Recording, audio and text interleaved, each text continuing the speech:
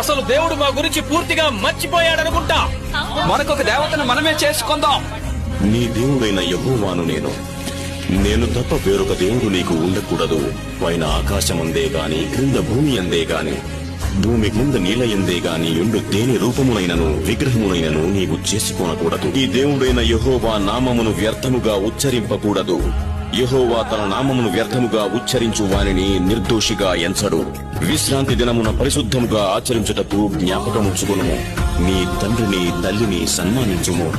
నరహత్య చేయకూడదు, వ్యభిచరింపకూడదు, దొంగలించకూడదు, నీ పొరుగువాని మీద అబద్ధ సాక్ష్యం చెప్పకూడదు, నీ పొరుగువాని ఇల్లు అసంపకూడదు, నీ పొరుగువాని భార్యనైనను అతని దాసునైనను అతని దాసినైనను అతని ఎద్దునైనను అతని గాడిదనైనను నీ పొరుగువాని దగ్గు దేనినైనను ఆశింపకూడదు.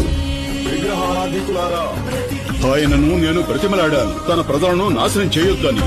ఇప్పుడు చూడండి, మీకు మీరు ఏవి చేసుకున్నారు. అసలు దేవుడు మా గురించి పూర్తిగా మర్చిపోయాడనుకుంటా. మనకొక దేవతను మనమే చేసుకుందాం. నీ దేవుడైన యెహోవాను నేను తప్ప వేరొక దేవుడు నీకు ఉండకూడదు.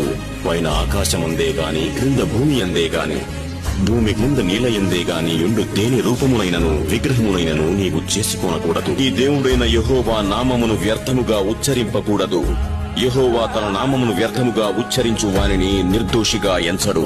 విశ్రాంతి దినమున పరిశుద్ధముగా ఆచరించుటకు జ్ఞాపకముంచుకును. నీ తండ్రిని తల్లిని సన్మానించుము. నరహత్య చేయకూడదు, వ్యభిచరింపకూడదు, దొంగలించకూడదు, నీ పొరుగువాని మీద అబద్ధ సాక్ష్యం చెప్పకూడదు, నీ పొరుగువాని ఇల్లు అసంపకూడదు, నీ పొరుగువాని భార్యనైనను అతని దాసునైనను అతని దాసినైనను అతని ఎద్దునైనను అతని గాడిదనైనను నీ పొరుగువాని దగ్గు దేనినైనను ఆశింపకూడదు. ఆయనను నేను బ్రతిమలాడాను, తన ప్రజలను నాశనం చేయొద్దని. ఇప్పుడు చూడండి, మీకు మీరు ఏవి చేసుకున్నారు.